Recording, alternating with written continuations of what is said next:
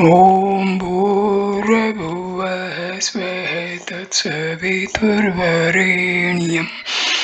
भर्गो देवस्य धीमहि धियो यो नः प्रचोदयात्। ॐ शान्ति शान्ति शान्तिः। Namaskar, my dear friends. This is sixth video on Bhagwan Sri Ramana Maharshi's teachings in his own words. So I start the video number 6 with the question by a visitor: whence comes birth? Bhagwan replies, whose birth? Visitor: the Upanishads say, he who knows Brahma becomes Brahma.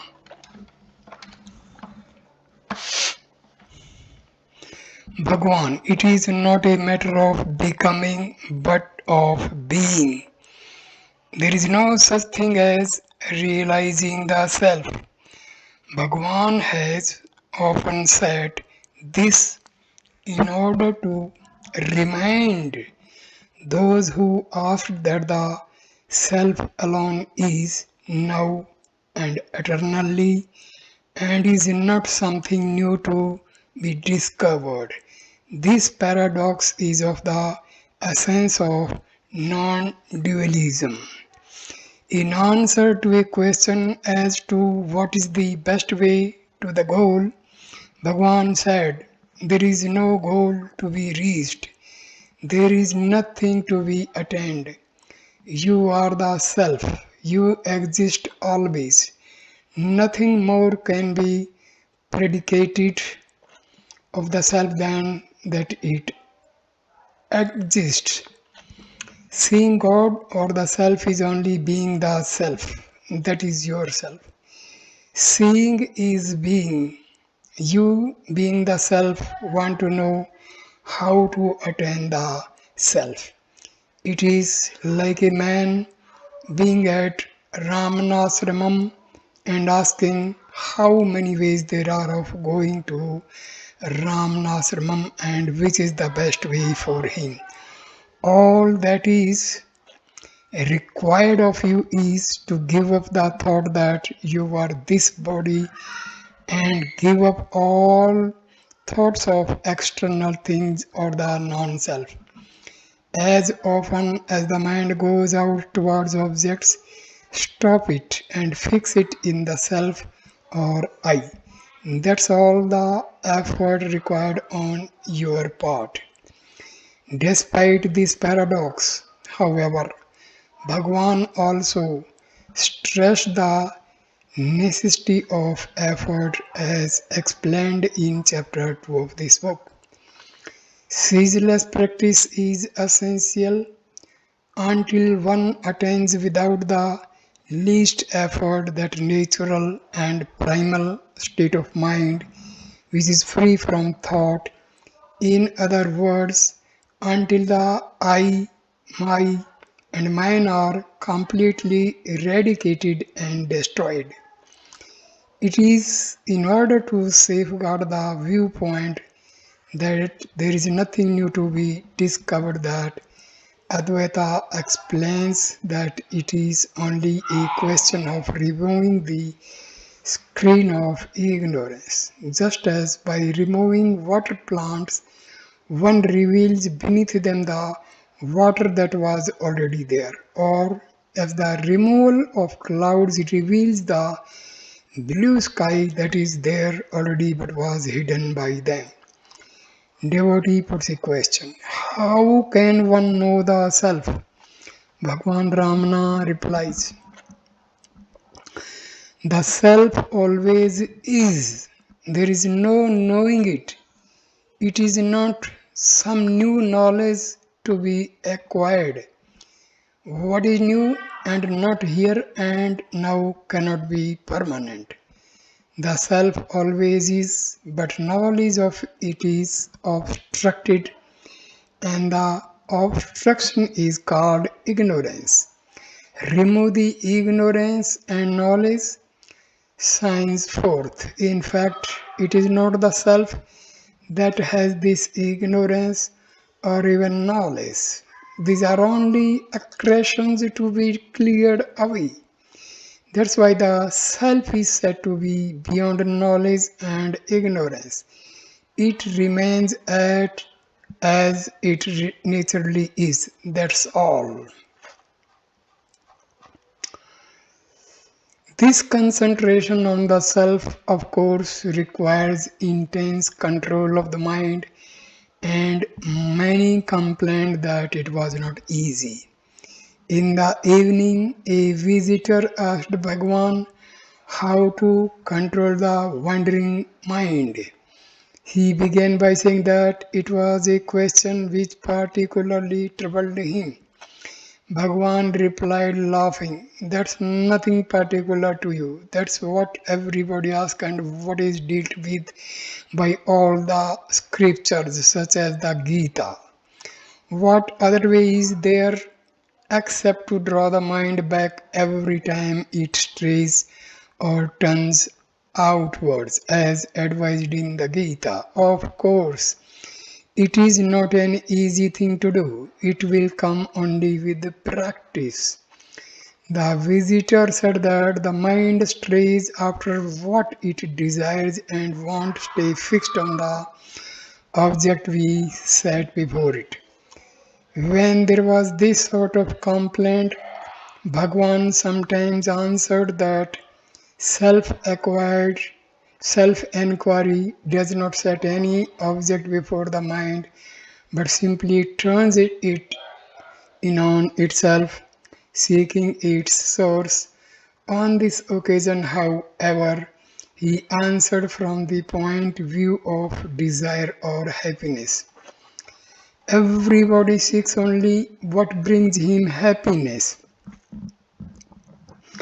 Your mind wanders after some objects or other because you think that happiness comes from it, but find out where all happiness comes from, including that which you regard as coming from sense objects. You will find that it all comes from the self alone, and then you will be able to abide in the self. Some people complained of the difficulty of quelling thoughts. Bhagwan brought them round again to self-enquiry by reminding them that it is the thinker, or in case of doubt, the doubter, whom one must examine. There may be 1,000 doubts, but one does not doubt the existence of the doubter. Who is he? All doubts will cease only when the doubter and his source have been found. It is no use endlessly removing doubts. If we clear up one, another will arise and there will be no end to them. But if the doubter himself is found to be really non-existent by seeking his source, then all doubts will be ceased. Mind control, of course, means concentration. But by concentration, Bhagwan did not mean concentrating on one thought, although he did not always discourage this, but concentrating on the sense of being, the feeling of I am, and excluding all thoughts. Bhagwan answers, concentration is not thinking of one thing. On the contrary, it is excluding all thoughts, since all thoughts obstruct the sense of one's true being. All efforts are to be directed simply to removing the veil of ignorance. In a number of passages already quoted, Bhagwan does not only tell the questioner to investigate the I thought, but to find out where it arises. This connects self-inquiry with concentration on the heart at the right side referred to in chapter 1 and shows still more clearly that it is not a mental process. Indeed, an actual liberation that can be felt physically arises in this center during self-inquiry. Concentrating the mind solely on the self will lead to happiness or bliss. Drawing in the thoughts, restraining them and preventing them from straying outwards is called detachment, vairagya. Fixing them in the self is spiritual practice, sadhana. Concentrating on the heart is the same as concentrating on the self. Heart is another name for self. G.V. Subramanya. Is it stated in any book that for ultimate and final realization one must ultimately come to the heart even after reaching the Sahasrara, the thousand petal lotus, the center in the crown of the head, and that the heart is at the right side? Bhagwan replies, no, I have not come across this in any book, although in a Malayalam book on medicine I came across a stanza locating the heart on the right side, and I have translated it into Tamil in the supplement to the 40 verses. We know nothing about the other centers. We cannot be sure what we arrive at by concentrating on them and realizing them. But as the I arises from the heart, it must sink back and merge there for self-realization. Anyway, that has been my experience. Know that the pure and changeless self-awareness in the heart is the knowledge which, through destruction of the ego, destroys liberation. The body is inert like an earthen pot, since it has no I consciousness, and since in deep sleep, when bodiless we experience our natural being, the body cannot be the I. Who then is it that causes I-ness? Where is he? In the heart cave of those who thus enquire and who know and abide as the self, Lord Arunachala Shiva shines forth as himself as that am I consciousness. Devotee, Bhagwan was saying that the heart is the center of the self. Bhagwan says, yes, it is the one supreme center of the self. You need have no doubts about that. The real self is there in the heart behind the ego self. Devotee, will Bhagwan please tell me where in the body it is? Bhagwan, you cannot know it with your mind or picture it with your imagination. Although I tell you that it is here, pointing to the right side of the chest. The only direct way to realize it is to stop imagining and try to be yourself. Then you automatically feel that the center is there. It is the center spoken of in the scriptures as the heart cavity. Devotee, can I be sure that the ancients mean the center by the term heart. Bhagwan. Yes, you can, but you should try to have the experience rather than locate it. A man does not have to go and find where his eyes are in order to see. The heart is there, always open to you. If you care to enter it, always supporting your movements, although you may be unaware of it. It is perhaps more correct to say that the self is the heart, really the self is the center and is everywhere aware of itself as the heart or self awareness. Devotee, when Bhagwan says that the heart is the supreme center of the spirit or the self, does that imply that it is not one of the six yogic centers, chakras? Bhagwan, the yogic centers, counting from the bottom upwards, are a series of centers in the nervous system. They represent various stages, each having its own kind of power or knowledge, leading to the Sahasrara, the thousand petals lotus in the brain, where is seated the supreme Shakti power. But the self that supports the whole movement of the Shakti is not located there but supports it from the heart center. Devotee. Then it is different from the manifestation of Shakti. Bhagwan. Really, there is no manifestation of Shakti apart from the Self. The Self became all these Shaktis.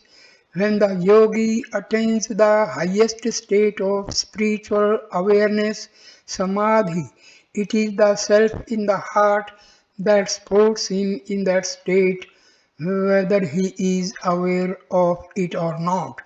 But if his awareness is centered in the heart, he realizes that whatever centers or states he may be in, he is always the same truth, the same heart, the one self, the spirit that is present throughout, eternal and immutable. The Tantra Shastra calls the heart Surya Mandala or the solar orb, and the Sahasrara as Chandra Mandala or lunar orb. This shows the relative importance of the two. Just as this concentration on the heart establishes a point of contact with yoga, so also Bhagwan sometimes pointed out the affinity with bhakti, the path of devotion, and said that the two paths leads to the same end. Perfect devotion means complete surrender of the ego to God or Guru, conceived of as other than oneself, while enquiry leads to dissolution of the ego. More will be said about Bhakti Marga in the next chapter, but the following explanation shows how the two paths converge. Devotee, if the I is an illusion, who is it that cast off the illusion? Bhagwan replies, the I cast off the illusion of the I and remains I. Such is the paradox of the self-realization. The realized do not see any paradox in it. Consider the case of the worshipper. He approaches God and prays to be absorbed in Him. He then surrenders himself in faith and by concentration. And what remains afterwards in the place of the original I? Self surrender leaves a residuum of God in which the I is lost. That is the highest form of devotion or surrender and the peak of detachment. You may give up this and that of my possessions, but if instead you give up I and mine, all is given up at a stroke, and the very seed of possession is destroyed. Thus, the evil is nipped in the bud or crushed in the germ. But detachment must be very strong to do this. The craving to do it must equal the craving of a man who is held under water to rise to the surface and breathes. If distracting thoughts are a danger on one hand, so also is a sleep a danger on the other hand. In fact, people who are beginning a spiritual path may find themselves assailed by an overpowering wave of sleepiness whenever they begin to meditate. And then, if they stop meditating, this passes and they are not sleepy at all. This is simply one form of the ego's resistance and it has to be broken down. Mr. Bhagwan also said something about sleep, and this led Bhagwan to speak about sleep as follows. What is required is to remain fixed in the self always. The obstacles to that distraction by things of the world, including sense objects, desires, and tendencies on the one hand, and sleep on the other. Sleep is always mentioned in the books as the first obstacle to samadhi, and various methods are prescribed for overcoming it according to the stage of evolution of the person concerned. First one is enjoined to give up all worldly distractions and to restrict sleep. But then it is said, for instance, in Gita, that one need not give up sleep entirely. One should not sleep at all during daytime, and even during night restrict sleep to the middle portion from about 10 to 2. But another method that is prescribed is not to bother about sleep at all. Whenever it overtakes you, you can do nothing about it, so simply remain fixed in the self or in meditation every moment of your waking life and take up, take up meditation again the moment you wake, and that will be enough. Then, even during sleep, the same current of thought or meditation will be working. This is evident because if a man goes to sleep with any strong thought working in his mind, he finds the same thought present when he wakes up. It is of the man who does this with meditation that it is said that even his sleep is samadhi. It is important to remember this because the Maharshi often spoke of sleep as an example of the egoless state. As the above passage shows, he did not mean that physical sleep is to be encouraged. That's only a dark, unconscious counterpart of the true egoless state, which is pure consciousness. Another source of questions among those who continued further with meditation was that they sometimes came up against a blank or void or feeling of fear, but they were told to carry on holding firmly to that which experiences the void or fear. The same answer was also given to those who experienced a state of bliss. There can be neither fear nor pleasure, neither vision nor void. without someone to experience it. Devotee puts a question.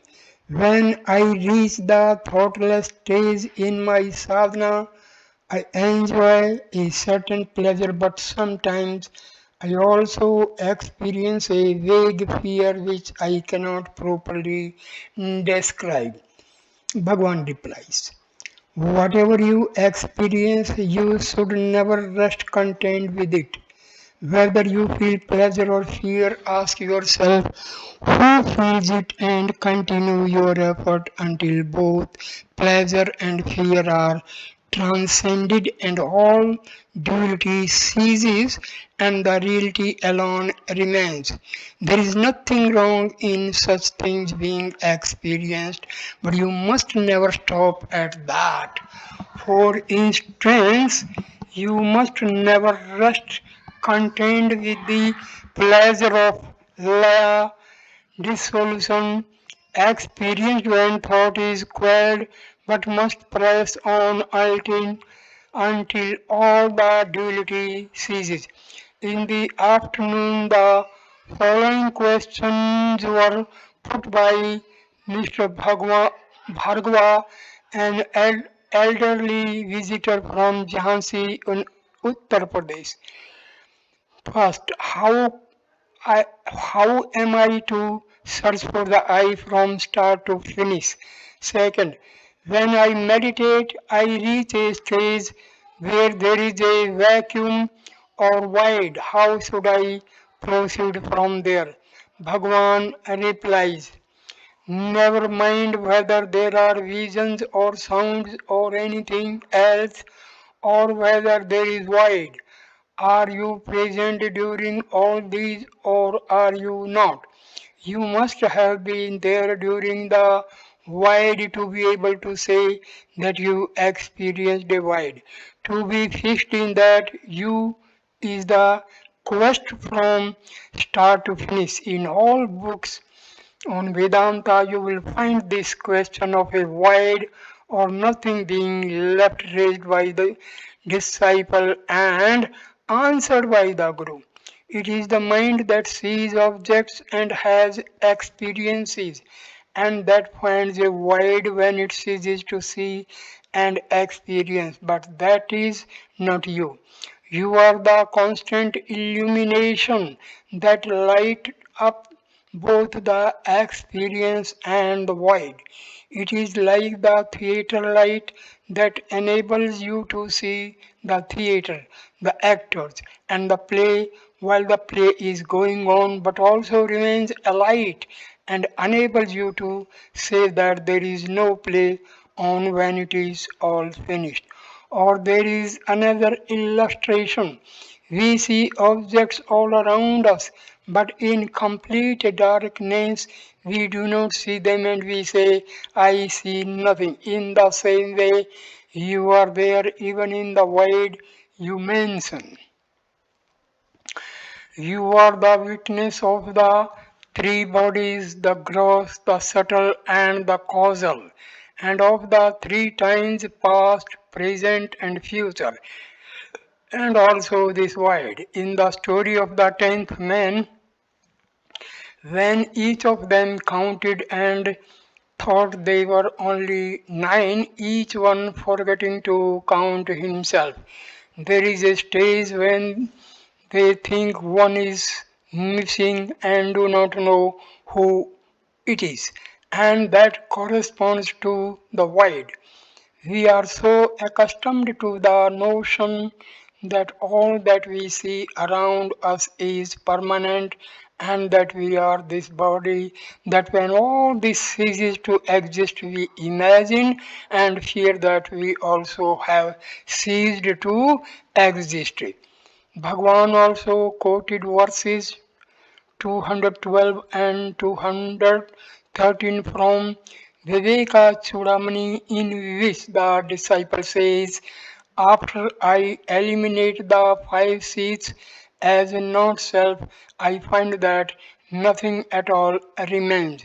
And the Guru replies that the self or that by which all modifications, including the ego and all its creatures and their absence, that is the void or perceived is always there.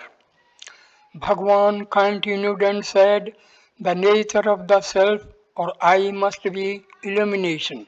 You perceive all modifications and their absence. How? To say that you get the illumination from another would raise the question how he got it, and there would be no end to the chain of reasoning. So you yourself are the illumination. The usual illustration of this is the following. You make all kinds of sweets of various ingredients and in various shapes, and they all taste sweet because there is sugar in all of them, and sweetness is the nature of sugar. And in the same way, all experiences and absence of them contain the illumination which is the nature of the self. Without the self, they cannot be experienced, just as without sugar, no one of the articles you make can taste sweet. Later he continued, first one sees the self as objects, then one sees the self as void, then one sees the self as the self. Only in this last case there is no seeing because seeing is being. Before closing this chapter, it may be well to give a few more specific rules, or rather to indicate that they exist but are not essential. It is usual to conduct what is called meditation during regular hours, morning and evening, sitting with a straight spine and closed eyes.